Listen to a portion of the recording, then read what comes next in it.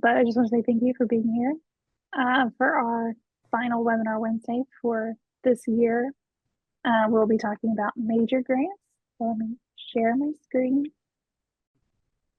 All right, so major grants. Just a little bit about us as an organization. Humanities Arkansas is a nonprofit affiliate of the National Endowment for the Humanities. So that's where we get a lot of our funding for READ grants, including the major grant. So all of the funding that comes through for our larger grants are federally funded. And so you'll see with some of the questions that we ask and some of the reporting we require, it's all because that we have to remain in compliance with NEH and because it's federal funding. So an agenda for our evening, just kind of a quick overview of what this grant is, eligible projects, how to do the letter of intent application, and then the review and evaluation portion of the grant process, and then what happens afterwards. And so the major grant, we have changed our maximum award amounts beginning January 2025. It will no longer be a $15,000 grant, it will be $10,000. We still will require the 50-50 cost share. And that's just saying whatever you request from us, you also contribute as an organization. So if you're requesting the full $10,000, we require that you as the organization contribute $10,000, whether it be in cash or through other grants or in kind donations, whether that be wages or like facility fees, that kind of stuff. All of that is eligible for cost share. So right now we are going into cycle 2 for the LOI stage. The letter of intent will open on December 15th. We will accept that letter of intent until the end of January. And then the official application deadline for the cycle will be in March of 2025. So there's a number of different types of projects you can do with a major grant. It is our largest and most broad grant that we offer. Most common people apply for a public program, and this can be anything from a lecture, discussion series, panel discussions, workshops, conferences, tours, webinars, but generally bringing a humanities scholar to engage with an audience is what a public program is, kind of at its broadest. We do offer funding for research, whether it's an individual or collaborative based project. We do ask that it be on topics of Arkansas prehistory, history, and culture. We do also provide funding for publications on prehistory, history, culture, and or other scholarly works, typically, again, about Arkansas. We have edited that requirement for traditional means of publishing that small organizations are able to self-publish now, because we know that the peer review process and going through the traditional means of publishing is really expensive. So we have made that exception for small humanities organizations to self-publish. We also provide funding for documentary film. We are now only accepting documentary film projects in the fall. So for cycle 1, you can apply for a documentary film, but for this upcoming cycle, we will not be accepting documentary film projects. But you can apply for pre-production or production about Arkansas subjects. We have a number of extra requirements as far as like a filmographer, a schedule, distribution plan, and consent forms, depending on what the documentary is about. And so that'll be supplemental information that we will ask for in the application process. But again, we're only accepting those in the fall now. We also have just a bucket of other media projects, and those can be exhibits, whether in person or virtual, website content, historical signage, or markers, podcasts, webinars, and virtual tours. And so if something doesn't quite fit under like the public programs, it would likely fall under the other media category. So once you've settled on a project, we move into the letter of intent. This is just letting us know that you're intending to apply for a major grant. And this helps us understand what your project is and who you are as an organization. So we ask for your organization's tax exemption status, unique entity ID, project description, and an initial project budget.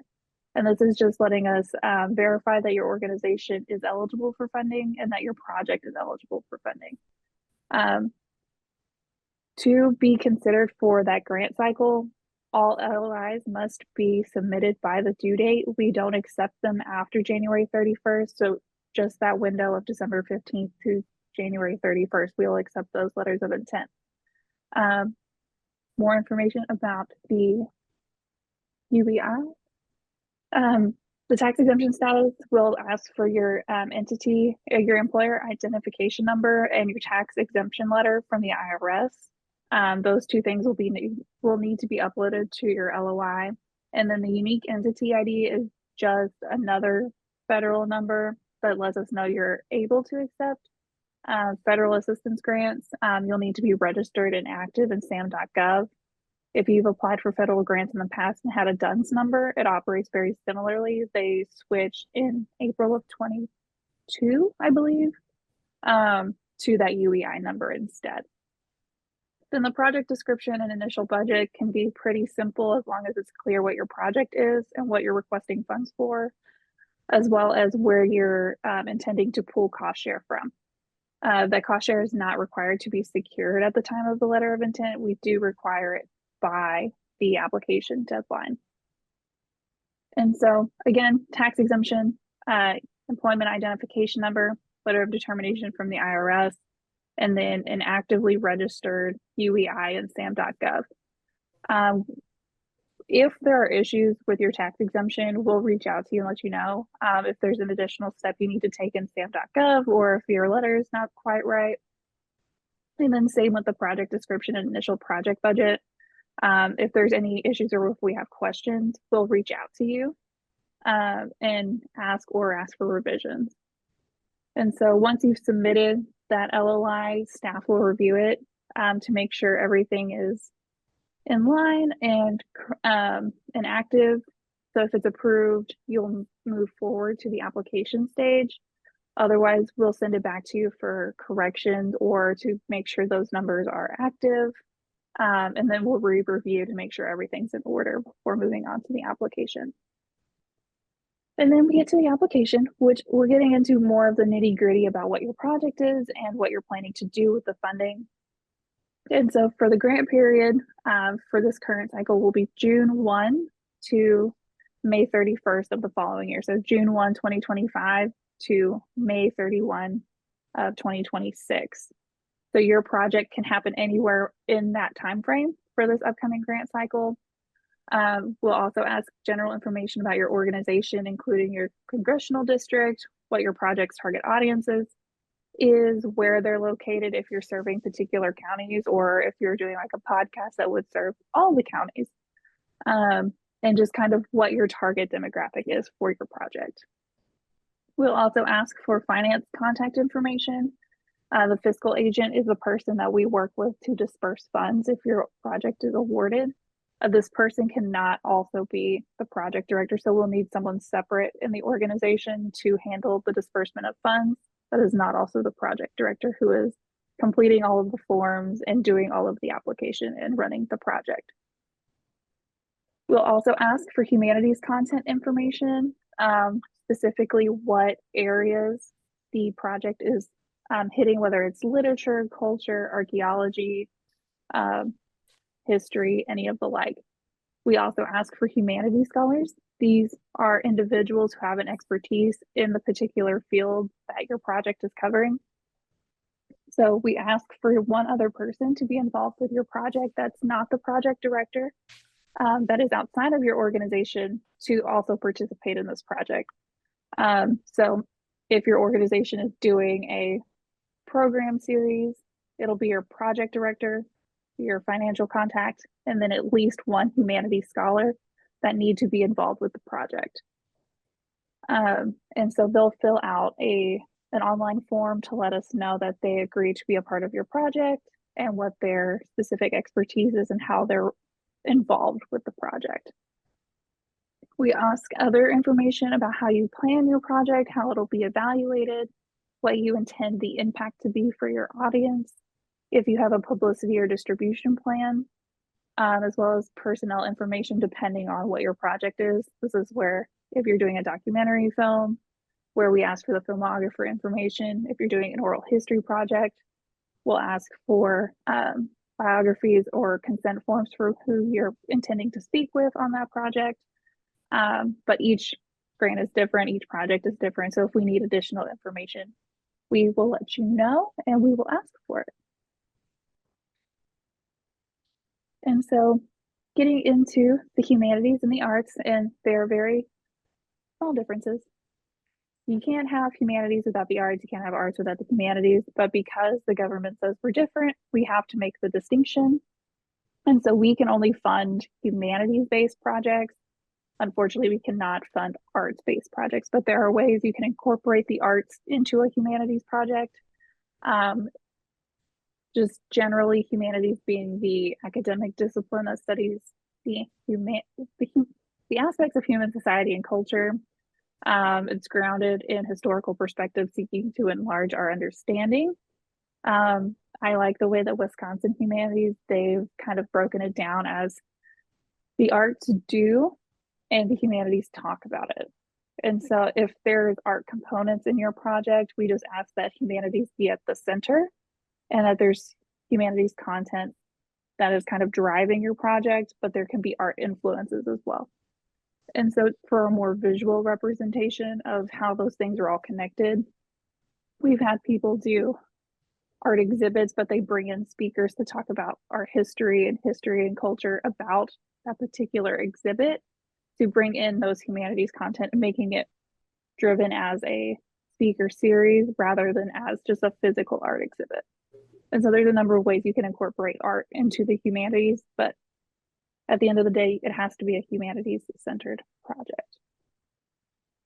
And so what it looks like in our grant portal, selecting what type of grant you're applying for, whether it's that public programs, publication, other media, and filling in the blanks of what your project title is, what your grant request is, the total project cost, including your cost share, the grant period, start date and end date, and the program itself. So if your project is a single day, you'll put that in the program date, but the entire time that you're planning and working on this will be your grant period, start and end date. And so as long as it's within that June 1st to May 31st, that time frame, all is good. You can also just use the June 1 to May 31 as your start and end date, and your specific program can take place through the whole time or specific dates within that period. And then the description of your project, it should read very similarly to your letter of intent, because we do ask that question initially.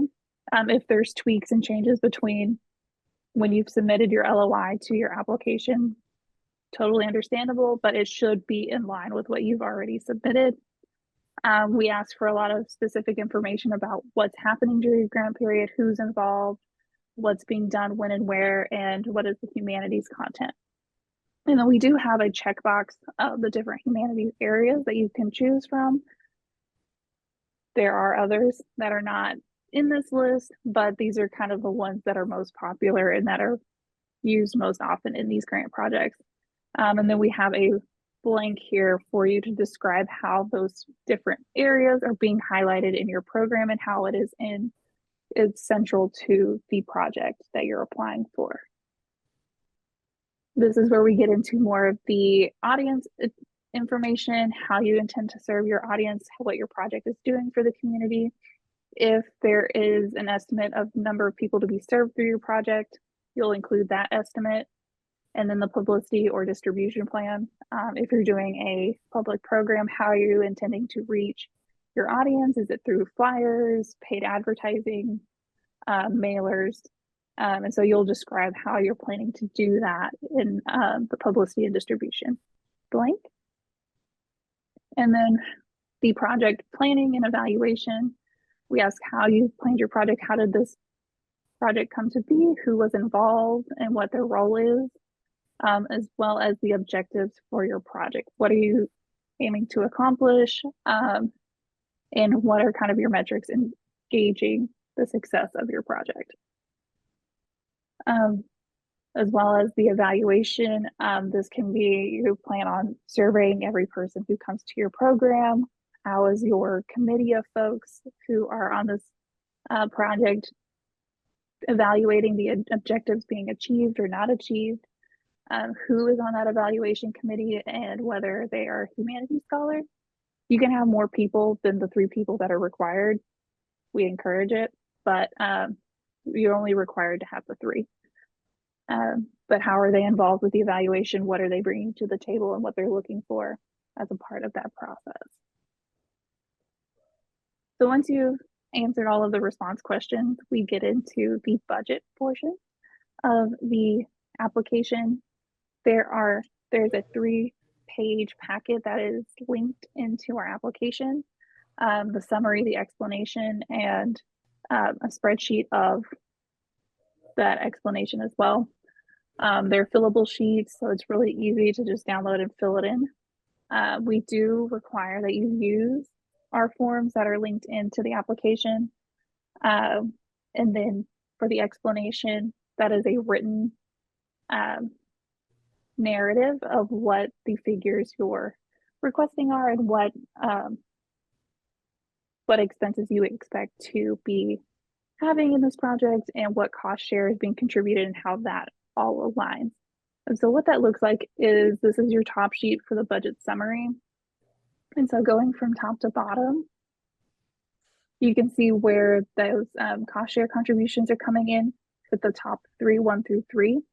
So you can contribute your own cash from your organization. There's also the option to do in-kind cash contributions from other sources. So if you have a sponsor or if you receive a grant from another organization, that would all be included here. And then you have what you're requesting from us, and then the total amount for your project here in number 5. If you're doing an event that requires an admission or registration fee, which typically is just conferences, we do ask that those be secured at the time of the application due date. Anything that is being secured afterwards will not count. Everything needs to be secured and ready to go at the time of the application deadline. This is your second page of the budget. This is getting more into the specifics of what those big numbers mean. And so if your cash contributions are going to any of these categories, you'll put that number here. Your in-kind funds, if you're getting a facility from a different organization, they'll put that estimated cost here in the facility rental. If you're contributing your own salary and wages, you'll put that in kind. Any grants or other sponsorships will go in funding and other sources here in this 3rd column. And then your grant request from us will go into this 4th column. And so you'll put it in those specific categories where you're requesting funds from. And then here on the end is kind of the total of all of those columns and rows. The form should add everything together for you, which is very fun about the fillable form. I will note that we have changed things at the top of this year, I believe, that printing costs may not exceed the total, 25% of the total budget. So for any printing that you're requesting, it cannot exceed like the total of your project at 25%. And then we've capped speaker fees at $1,000 per speaker for a total of 5,000 requested. So if you have multiple speakers, you can only request $5,000 for speaker fees in total. Anything else will need to come from your cash funds from applicant or from a sponsorship or other grant.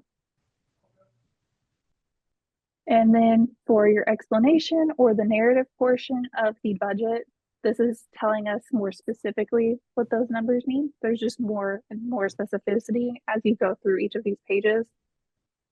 And so if you're doing an author series for your project, it could look something like this, where you start with personnel. This is the very top part of your table.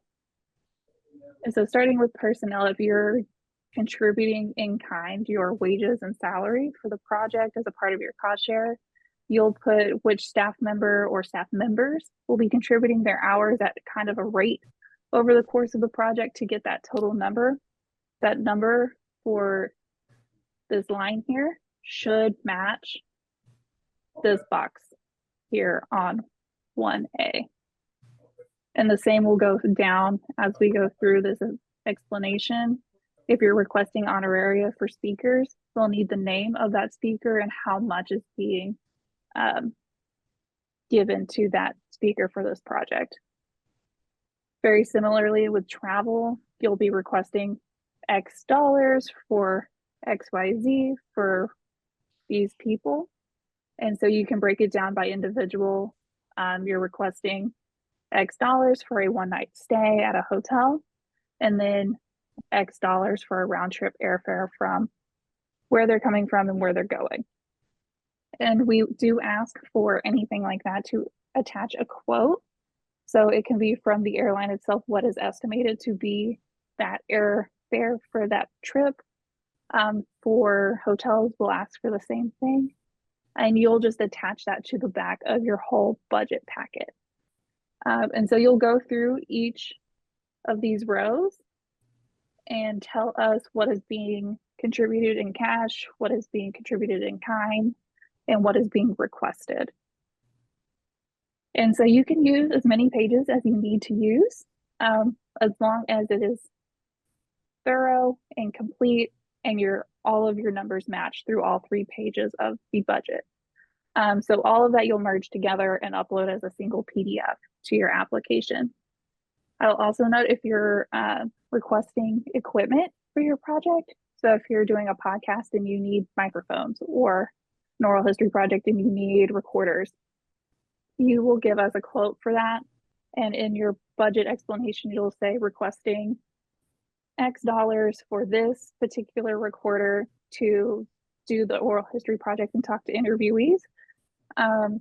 Then you will let us know what the life plan is for that piece of equipment, and to continue to justify why you are choosing to purchase rather than to rent. So if you plan on using this equipment for projects in the future, let us know that, to let us know that it is worth however much you're requesting to purchase that piece of equipment. And that'll be the end of your application. There's some certifications and acknowledgements that you'll sign, just stating that you'll acknowledge Humanities Arkansas while you're doing things. And then if you would like copies of our Connect magazine, and as well as to be featured if you would like to be in that magazine. And so once you've submitted, we as staff will review your application packet. And so what we're looking for is complete and thorough responses.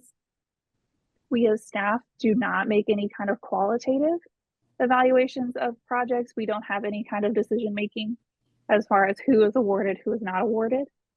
We will deny applications simply because they're incomplete, but not because of the merit of their project.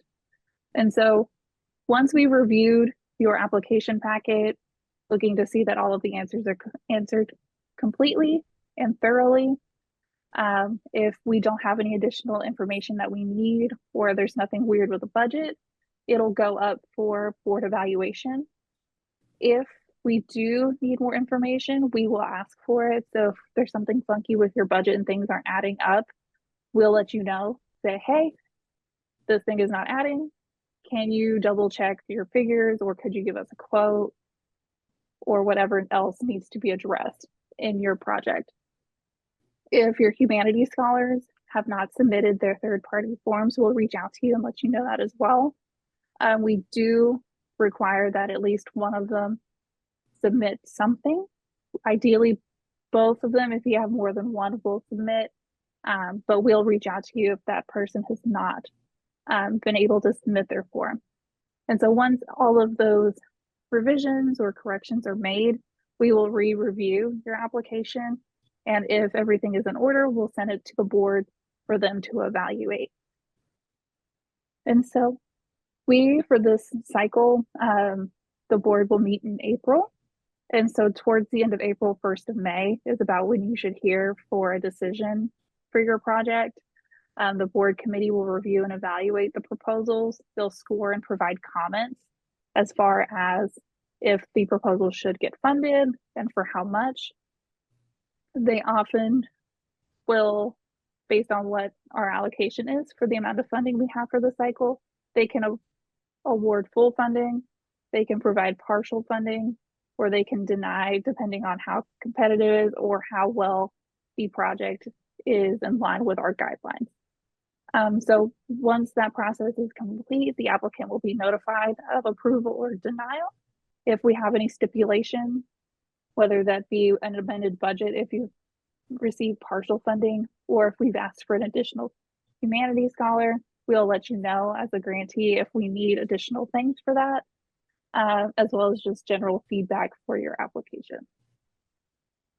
If your project is awarded, we will then get into the pre-award paperwork, which is the grant agreement and pay request. This kind of just gets the whole grant process started as far as disbursement of payment. The grant agreement is a legal contract between you as the awardee or the grantee, the fiscal agent, and us, just kind of outlining the conditions of the grant, saying that you will use funds the way you said you're going to, that you're going to submit the application, the reporting on time and completely, and those kinds of things.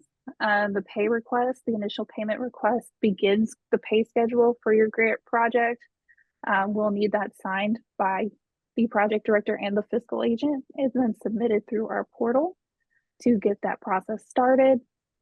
We no longer require a quarterly report, and so we won't have any other kind of documentation until the end of the project, and that'll come with the final report and the pay request. In the final report, this is where we collect that evaluation and data of how the project went over your grant period. We'll ask you to determine the success of your project in its planning, implementation, and its reach. We'll ask for audience statistics, any materials developed for the project, and then the final financial expenses, the report, and payment request. And so this whole process will take about a year. You'll have up to a year to complete all of these steps and expend all of your funds. And so with the pay schedule, we have gone to a 90-10 split instead of the 50-25-25. And so with your grant agreement and pay requests at the beginning of the project, you can receive your first installment of 90%. And then with the final report and pay request, you can receive 10%. We do have people who opt to receive all of their funds at the end, but you can't receive any more than 90 up front. All of this is contingent on submitting your documentation and your reporting on time and correctly. If we need additional information from you, we'll ask, but we do ask that it's submitted on time. Otherwise, we'll get into some non-compliance issues, and that'll affect your eligibility for future grants. And so this non-compliance can look like not submitting your reports on time, using funds for unallowable costs, or using them in ways that were not agreed upon at the beginning of the project, and the failure to execute the project in accordance with the approved work plan that is outlined in your proposal. We do understand that things happen, life happens, and we are more than happy to work with you on these things. We recently had a grantee that had a fire in their building, and so the exhibit they had planned they couldn't do at the particular time, and so we had to extend their project. But we do ask that you keep us informed about what's going on. So if there's any issues that do come up, reach out. We're happy to work with you.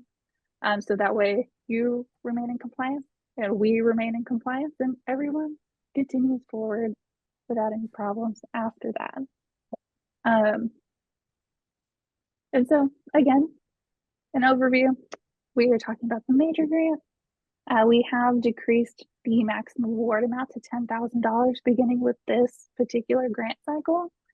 We do require a 50-50 cost share, and those letters of intent will be available December 15th through January 31st with a deadline of March 15th.